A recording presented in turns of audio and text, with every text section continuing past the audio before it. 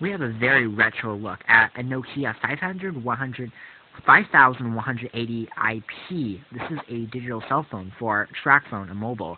And it's a really old handset. But this actually came out back in 2002, 2003, so it's only, if you actually think about it, it's not, like 1900s, late 1990s or anything like that.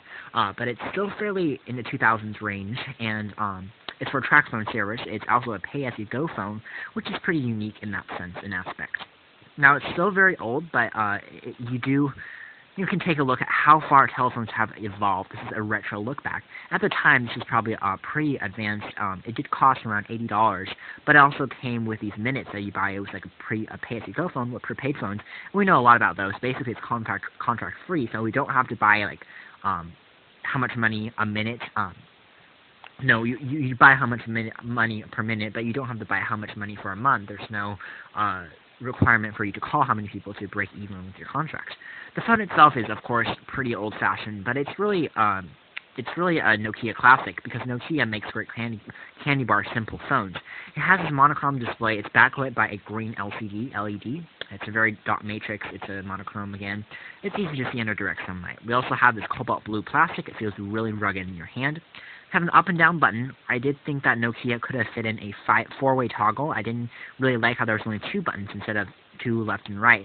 Some of the systems could have used those things, especially when we're playing. There's Tetris or Snake on here. When you're using Snake, you're basically swiveling the snake around your screen. I would have liked to have a four-way D-pad to place a few of the built-in games and a few of the built-in applications that should use it. So, in order to compensate for this, Nokia does, two keys does make it look a lot less cramped, a lot more organized. So you actually use the D-pad as the four-way navigation toggle. You use the up, down, left, right, and the OK key, which is kind of unique. It works pretty well too. It's pretty cool. We also have the soft key for on-screen controls, and we also have a clear key. The D-pad itself is a T9 style keypad. It's also backlit. The keys are made out of rubber and very tactile and risen above the surface of the device for really easy texting and dialing by feel. The earpiece is up top. Of course, this device doesn't even have a speakerphone.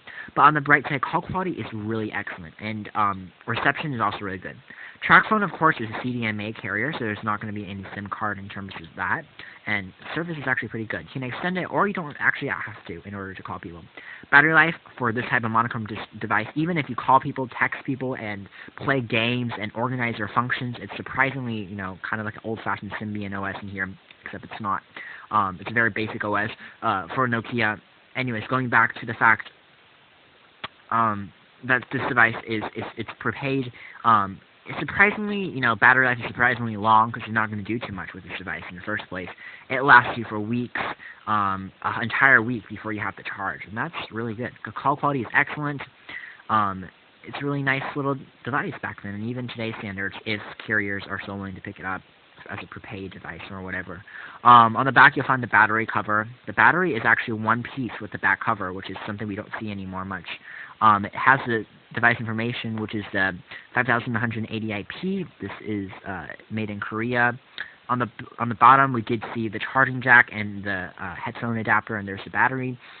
Battery life still works fairly well with the charger that you see here. But also you'll see here that there's no 3.5mm headphone jack for ringtones and stuff. So this is also proprietary by Nokia. Nokia is a very proprietary company. You also find that there's no volume rocker, and that's one of the biggest complaints for this phone, even in today's age and back then, is that there's no volume rocker. And in order to adjust the volume when we're talking to someone, when we're placing our head here when we're talking, you actually have to take it from your head and actually adjust it manually. That was something I didn't like. I wanted to directly press, when this is against my head, I wanted to directly adjust the volume on the side, but unfortunately that was not a feature. Still, you might find one of these, and you might see these still around, retro phones, interesting to take a look at. Thank you for watching here at osandbtxreviews.com. This is Retro Nokia.